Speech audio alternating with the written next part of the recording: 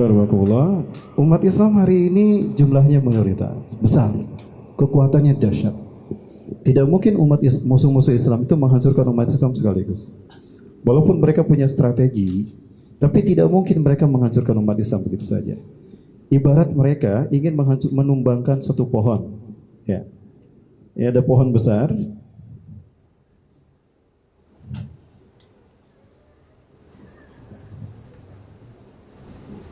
Ya, ada pohon besar. Mereka hanya punya mata kapak saja. Ya. Tidak mungkin mereka menumbangkan pohon itu hanya dengan memegang mata kapak langsung dipukulkan ke pohon. Tumbang tidak pohonnya? Yang tumbang siapa? Ya, tangan kita yang tumbang berdarah-darah. Pohonnya nggak apa-apa, karena kita langsung memegang kampak tadi. Nah, pinternya mereka diambil ranting yang ada dari pohon tadi, digunakan untuk pegangannya. Betul? Mau numbangin pohon ini, diambil rantingnya, masukkan ke mata kapak ini, pegang mata kapaknya, pegangannya, pukulkan ke pohon tadi. Tumbang tidak pohon tadi? Begitu strategi mereka untuk menghancurkan umat Islam. Ambil orang-orang munafik dari tubuh umat Islam yang imannya bisa dibeli dengan pangkat, jabatan, walau sebatas wakil. Bukan wakil, jangan kemana-mana. Maksud saya wakil RT, ya, atau dengan triliunan bisa dibeli. Diambil tuh orang munafik tadi, dicuci otaknya, didoktrin. Selesai, masukkan ke tubuh umat Islam. Nah, ngacak-ngacak dari dalam. Begitu strategi mereka. Betul? Sedang terjadi sekarang kan? Mau saya perlihatkan contohnya. Tapi ini streaming. Jeda dulu ya. Coba dijeda dulu, bisa nggak? Ya, iklan dulu, jangan kemana-mana. Tetap bersama saya yang selain satu ini.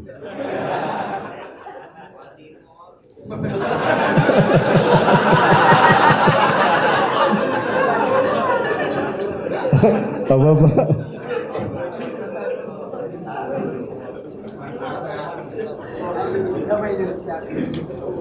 Baik, sebentar. Ya, mereka tidak akan pernah berhenti melakukan ini, Wabillah. Tidak akan pernah berhenti melakukan ini sampai mereka memurtadkan kita dari Islam. Itu pun kalau mereka mampu. Contohnya yang ini saja. Kenal sama ini? Ada?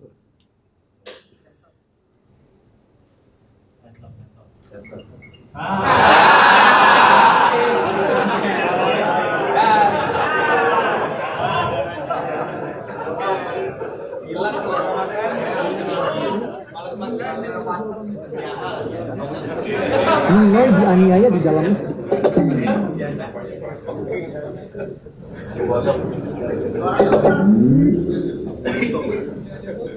Ini ada gubernur. Yang nusuk Pak Wiranto itu apa komunis? Bukan. Yang nusuk Pak Wiranto itu adalah Jamaah Ansarud Daulah, afiliasinya ke ISIS. Yang aniaya Ninoy, apakah PKI? Bukan. 212. Ninoy apa dianiaya di lubang buaya? Bukan. Ninoy dianiaya di dalam masjid. Cukup, Bro. Saya panas dengarnya. Panas, gatal saya dengarnya, betul. Betul. Ya. Siapa sebetulnya dia? Nah, ini dia nih. Nah, ini dia. Inilah dia yang sesungguhnya. Inilah dia yang sesungguhnya. Ya. Dan kemunculan orang-orang seperti ini sudah disyaratkan oleh Rasulullah. Kira-kira apa yang diminumnya ini? Teh tarik? Teh manis? Jack Daniel? Vodka? Wine? Ya, saya bukan bermaksudkan menampilkan masalah, tapi inilah dia. Ya. Dan ngomong kayak gitunya pakai peci, pakai baju takwa, karena ada pesanan di belakang. Nah ini wafillah, menghancurkan umat Islam dengan orang-orang munafik yang bisa dibeli iman Islam. Nih, aku ingin punya proyek ini. Kamu pengen berapa? Saya minta sekian, sok lakukan. Tapping dia. Udah tapping, sebar lewat media. Begitu kan? Begitu cara mereka ingin menghancurkan umat Islam. Kenapa? Agar umat Islam tidak berjamaah. Agar umat Islam terus pecah. Ditakut-takuti dengan propaganda mereka. Tadi kayak serigala naik ke atas bukit, dia memancarkan propaganda, memecah belah para biri-biri tadi. Subhanallah. Ini realitas umat hari ini. Maka selama kita tidak ada dalam satu sentral kepemimpinan, kita tidak bisa bangkit untuk berjuang. Betul? Jadi wajib tidak berjamaah. Sejak kapan?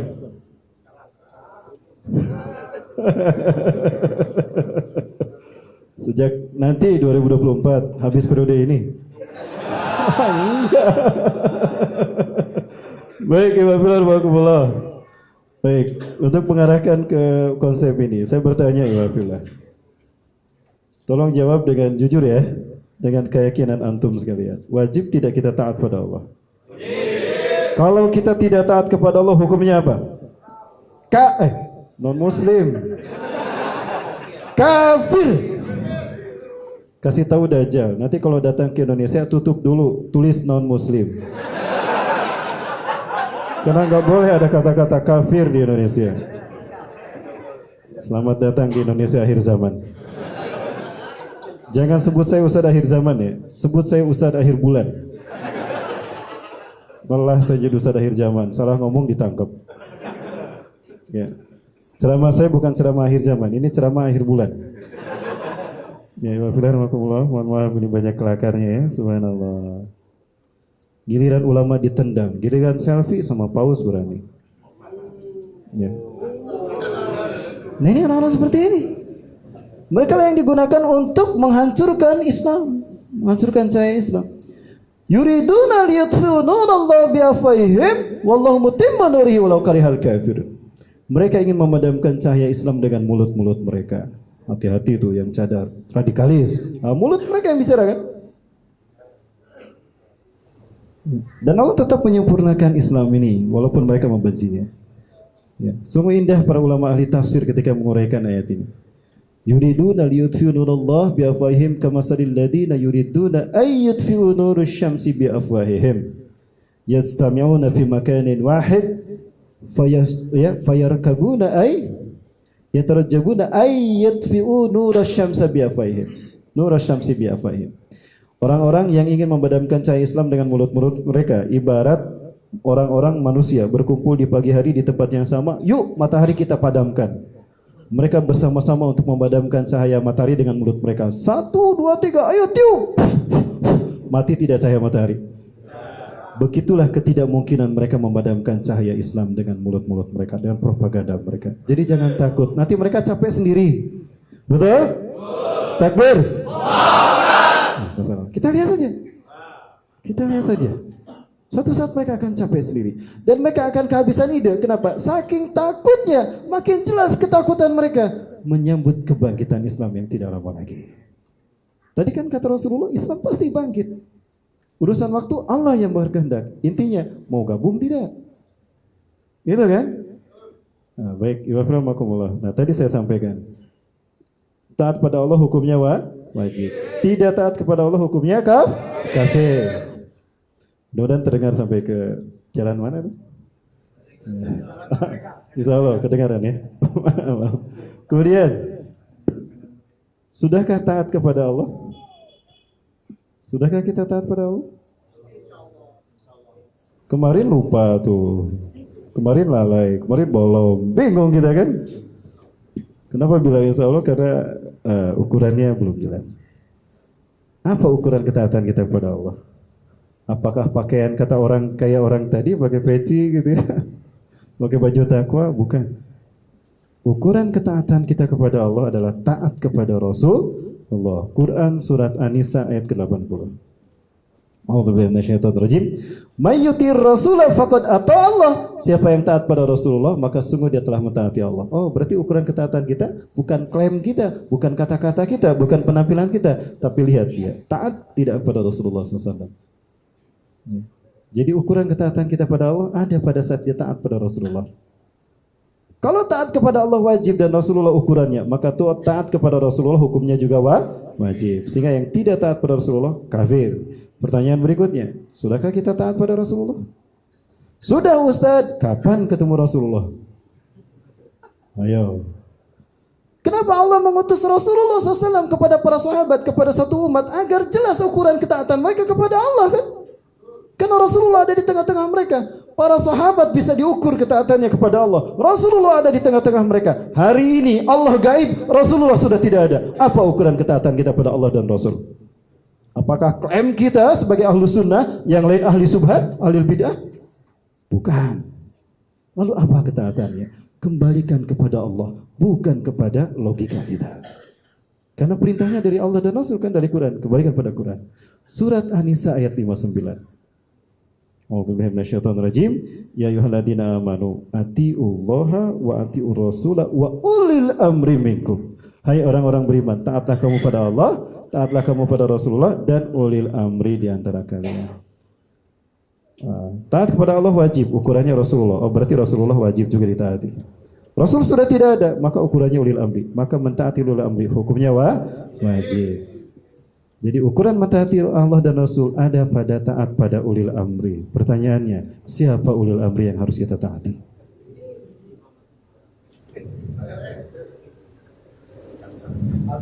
Pak Jokowi? Pak Menteri Agama? Ketua MUI? Ini dia orang sekalian yang tidak ada dalam kehidupan kita kan. Lalu bagaimana kita mau disekatakan berjamaah? Coba aku lihat di dalam Quran surat Al-Isra ayat 71. Yauma nad'u kulla unasim bi imamihim. Ingat pada hari di mana kami panggil setiap manusia dengan pemimpin mereka. Kalimatnya imam artinya satu. Bukan a'immatin. Ya. فَمَنْ أُوتِيَ كِتَابَهُ بِيَمِينِهِ فَأُولَئِكَ يَقْرَؤُونَ كِتَابَهُمْ وَلَا يُظْلَمُونَ فَتِيلًا. Ingatlah pada hari kami panggil semua umat dengan imam mereka, pemimpin mereka. Satu, tidak dua, tidak tiga. Setelah datang imamnya, baru dibuka buku catatan amalnya, baru dihisab. Pertanyaannya, apakah presiden yang akan mendampingi kita saat amal ibadah kita dihisab? Apakah menteri agama? Apakah ketua MUI? Apakah ketua DKM? Bukan. Lalu siapa yang akan menjadi saksi? Kalau para sahabat Rasulullah, umat Nabi mereka, nah kita, Rasulullah tidak hadir bersama kita. Ulil amri minkum. Itu yang akan menjadi saksi saat amal ibadah kita dihisab. Maka ketiadaan ulil amri, lalu dengan apa ketaatan kita pada Allah dan Rasul diukur? Harusnya ke sana arah pergerakan umat Islam akhir ini. Kalau ingin bangkit, berjamaah, berjamaah. Dan kalau tidak berjamaah, berarti kita syirik. Tadi kan berpecah belah dalam beragama syirik. Berarti hanya orang yang berjamaah yang telah mengimplementasikan tauhidnya secara kafah. Betul ya, Pak? Nah, baik, jadi kapan mau berjamaah? Sejak kita meyakini ayat-ayat tadi kan? Jadi insya Allah ya saya tagih ya, keluar dari masjid ini kita berjamaah. Kita cari ulil amrinya, yuk kita ke Mekah. Siap ke Mekah?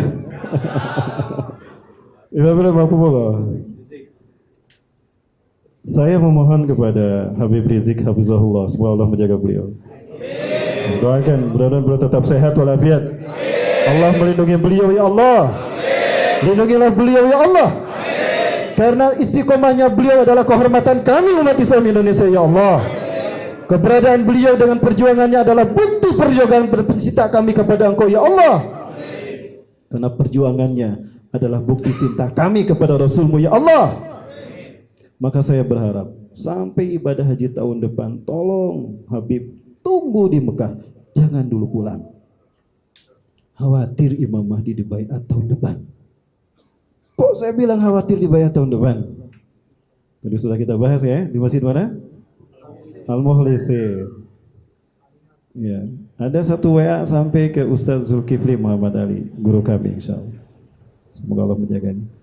Ya, Nah surat ini, WA ini, WA apa SMS kayaknya. SMS ini datang dari seseorang yang sudah 20 tahun tinggal di Madinah. Beliau orang Indonesia. Beliau menyampaikan, Assalamualaikum Ustaz, saya Fulan bin Fulan. Saya tinggal di Madinah sudah 20 tahun. Saya di Madinah belajar ilmu hadis. Ini adalah WA SMS saya yang pertama dan terakhir. Setelah SMS ini saya akan buang kartunya. Akan saya bakar kartunya. Dan akan saya hapus SMS ini. Saya sudah mengenal selama 20 tahun ini beberapa ulama-ulama ahli hadis yang ada di Madinah, di Universitas Madinah ini, yang ada di Madinah ini.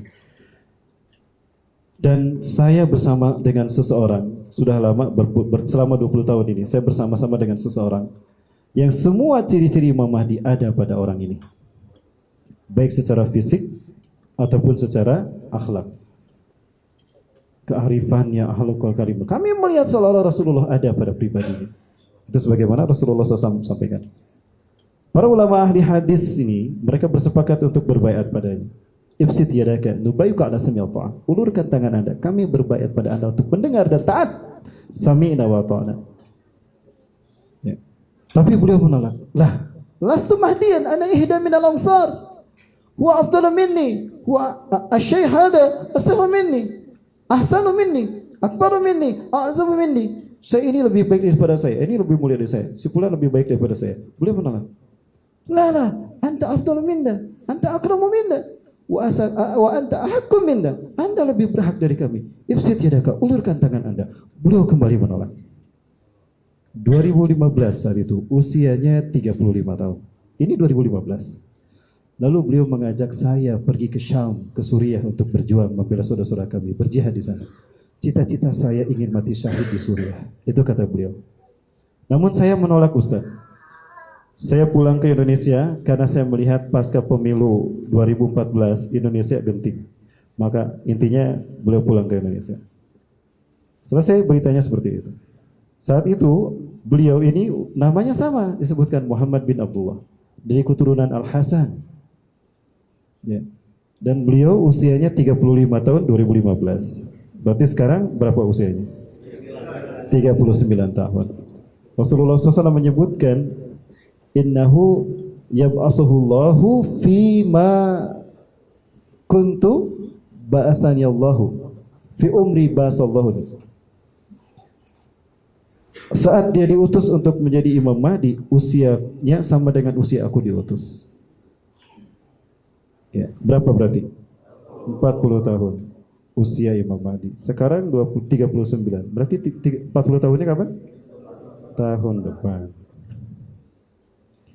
Dan beliau dibaiat setelah wafatnya seorang raja penguasa Mekah. Dan tidak ada lagi raja menurut kita kecuali Raja Salman. Mayor Jenderal Abdul Aziz Al-Fagham, satu-satunya orang terkuat yang membuat Raja Salman terlindungi. Sekarang beliau sudah tidak ada. Berarti tidak ada lagi yang terkuat yang bisa melindungi Raja Salman. Apakah ini akan berakhir dengan wafatnya Raja Salman? Wallahu a'lam bishawab. Yang jelas sudah ada 3 putra mahkota yang sedang berebut kekuasaan. Bukankah Rasulullah mengatakan demikian? Yaktatilu salah satu inda kanzikum, akan berperang 3 orang di antara kalian. Ya, di sisi kanzikum, di sisi Ka'bah. Kulum ibnu khalifatin, 3-3-nya anak raja. Artinya mereka putra mahkota. Subhanallah. Andaikan ini terjadi tahun depan, subhanallah, Imam Mahdi berarti sudah ada. Dan kalau beliau ada, mudah-mudahan Habib Rizik Syihab ini menjadi wakil kita untuk berbaiat kepada Imam Mahdi. Itu permintaan saya. Kalau nanti bertemu dengan beliau, tolong sampaikan dari Ustaz Rahmat berikutnya.